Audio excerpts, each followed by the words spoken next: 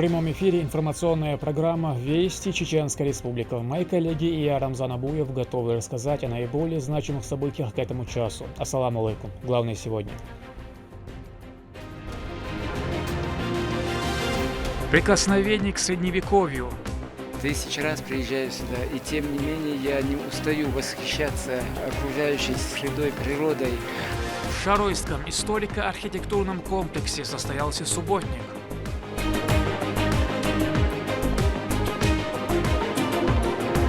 Безопасность на первом месте. Лесной фонд нашей республики разбит на 75 маршрутов, и на каждом маршруте у нас находится лесной пожарный. В республике действует противопожарный режим. Какие ограничения он включает, когда будет снят и какие меры предосторожности необходимо соблюдать каждому.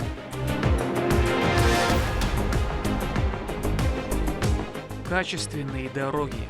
Уже завершены практически работы на 61 улице общей протяженностью 49 километров. Магистрали Грозного претерпевают кардинальные изменения. Расскажем о ремонтных работах на улице Гаибова.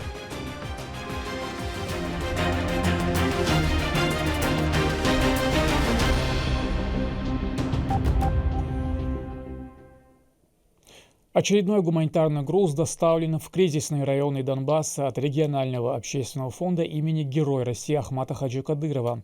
Помощь была направлена в лечебно-реабилитационный центр ДНР, где в настоящее время проживают семьи, эвакуированные из прифронтовых и обстреливаемых зон.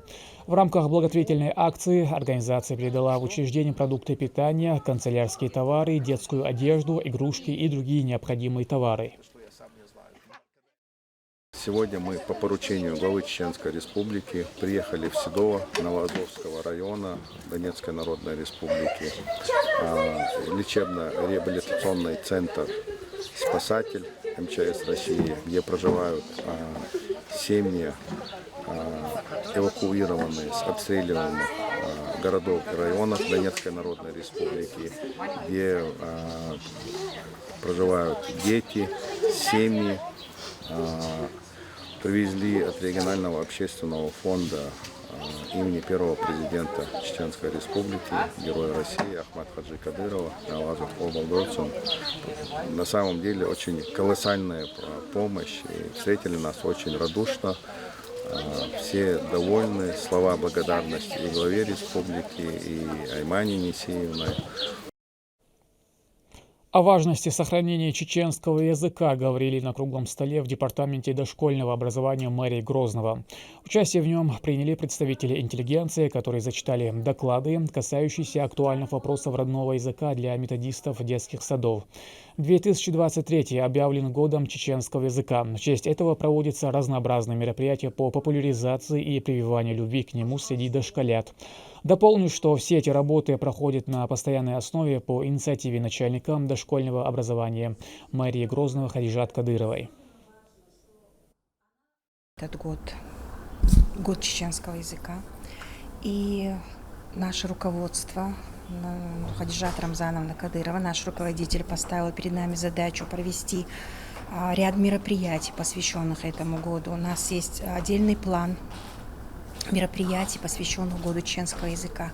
И вот этот сегодняшний круглый стол – один из этих мероприятий. Помимо круглых столов, конференций, семинаров, мы проводим и встречи с замечательными людьми.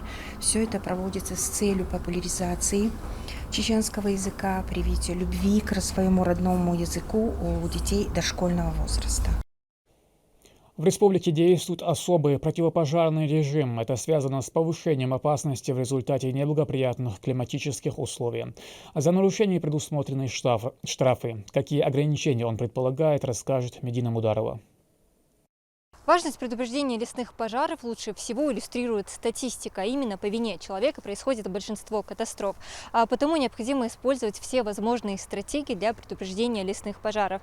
В Чеченской Республике эта работа налажена. С 2014 года не было зарегистрировано ни одного случая возгорания лесов. В Чеченском лесопожарном центре работают 83 человека, из них 74 специалиста по тушению лесных пожаров. Дежурят каждый день по 6 человек. Среди них Ясер Астамиров. Работает с 2015 года. В этой профессии считает важным оберегать природу, сохранить ее в первозданном виде, к чему призывает и других. Пожароопасный сезон, когда начинает 4-5 класс, пожарная опасность очень высокая. И у нас, конечно, и ограничено пребывание людей в лесном массиве, но за всеми, конечно, тоже не уследить. Есть такое пожелание, если они выехали на природу отдохнуть, это же у нас, мы же должны все сохранить для будущего поколения, чтобы очень, если разводят огонь, должны обязательно ее вокруг или минполосу сделать, окопать вокруг, чтобы в случае огонь не распространялся на сопредельную территорию. И готово в любом случае должна быть вода рядом, что-то, чтобы мы могли залить ее, затушить. Профилактические и предупредительные меры проводятся регулярно.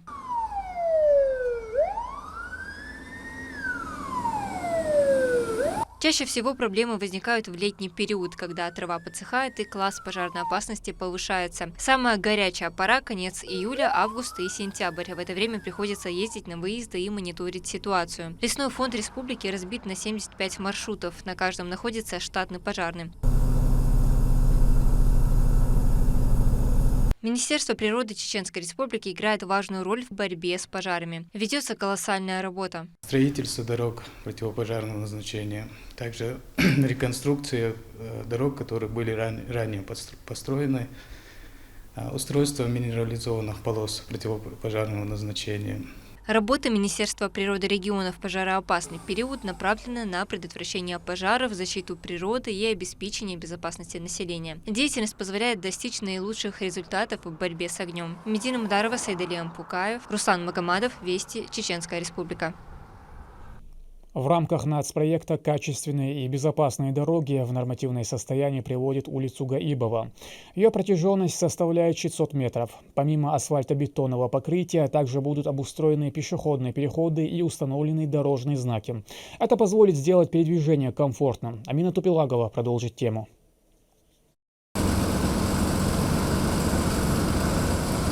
Звук громко работающей спецтехники совершенно не раздражает местных жителей, ведь совсем скоро их родная улица Гаибова преобразится до неузнаваемости. Она ремонтируется в рамках нацпроекта «Безопасные и качественные дороги».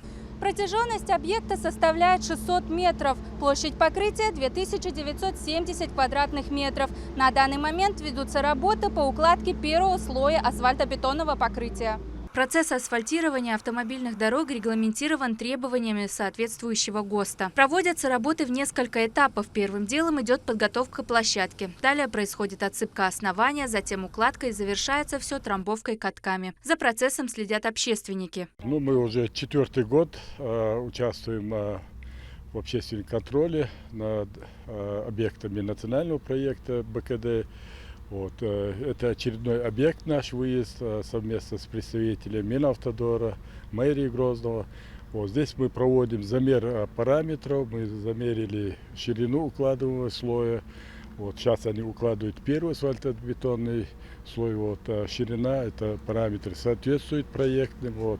А также мы следим и за качеством выполняемых работ.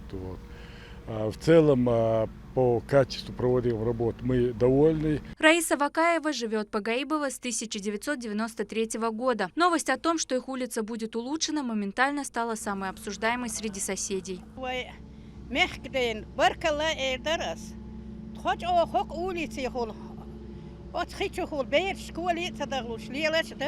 Для того, чтобы данный объект считался завершенным, на нем предстоит установить 25 дорожных знаков, нанести 1800 погонных метров дорожной разметки, устроить 2 искусственные дорожные неровности, именуемые в народе лежачими полицейскими, и организовать 2 пешеходных перехода. На территории города Грозного в 2023 году уже почти окончена работа в рамках реализации нацпроекта «Безопасные и качественные дороги».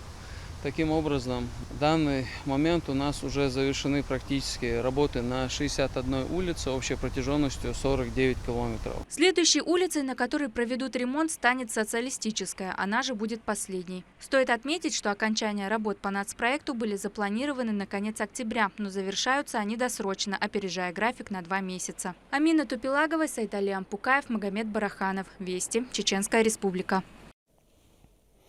На самом краю республики, высоко в горах, находится одно из древнейших сел – Шарой.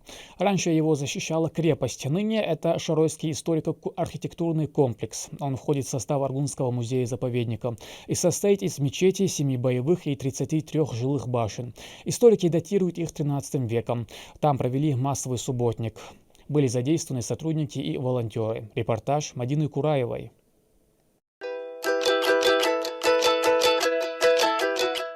Невероятно красивые пейзажи, горные вершины, родники и источники с самой чистой водой. И, конечно же, история предков. Природа Шаройского района уникальна. Каждый, кто посещает его, остается под яркими впечатлениями.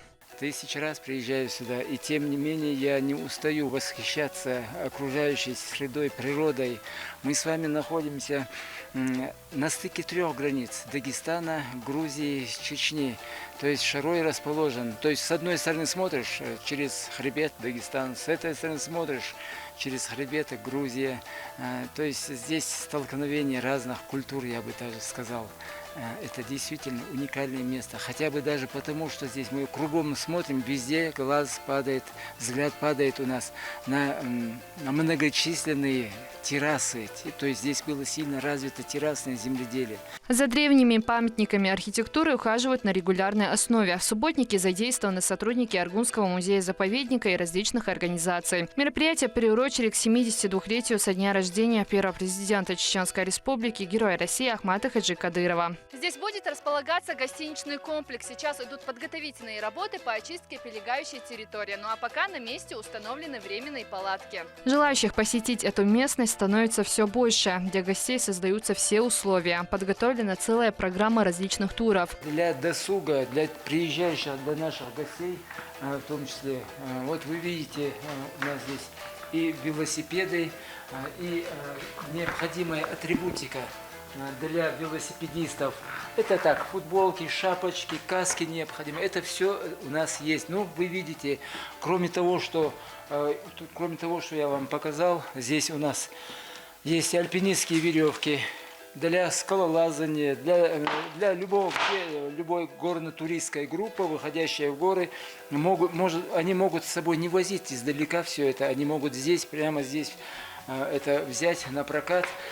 И вы видите еще резиновые сапоги. Вы думаете просто так, что ли? Нет, у нас есть определенные маршруты, горно-пешеходные маршруты, которые предусматривают переход небольших речушек, скажем, десятки раз. За последние годы работы здесь обнаружили много интересных деталей и памятников. Это блоки с петроглифами и цельные арочные проемы, которым, по мнению археологов, насчитывают несколько тысяч лет. Башня датируется предположительно 13 веком. Этажей было не менее 3. Ее уникальность заключается в том, что она древняя, на каменных блоках высечены вот такие петроглифы. Шаройский историко-архитектурный комплекс восстановлен по поручению главы региона Рамзана Кадырова. В 2019 году были начаты работы за счет средств регионального общественного фонда. Здесь 7 боевых, в каждой по 5 этажей, высота достигает около 25 метров и более 30 жилых башен. Возраст этих построек составляет 1500 лет. Замковый комплекс воссоздали в своем точном образе. Здесь хранятся уникальные предметы быта, к примеру, этот котел. Диаметр его верхней части составляет 135 сантиметров. Состоит он из 27-26 медных пластин. В нижней части 7 и в верхней части 11 сантиметров эти пластины. И высота этого котла составляет 75-80 сантиметров. В этом котле помещался, скажем, мясо 2-летнего бычка, то есть 200 килограмм мяса. Исследователи дают датировку первое тысячелетие до нашей эры.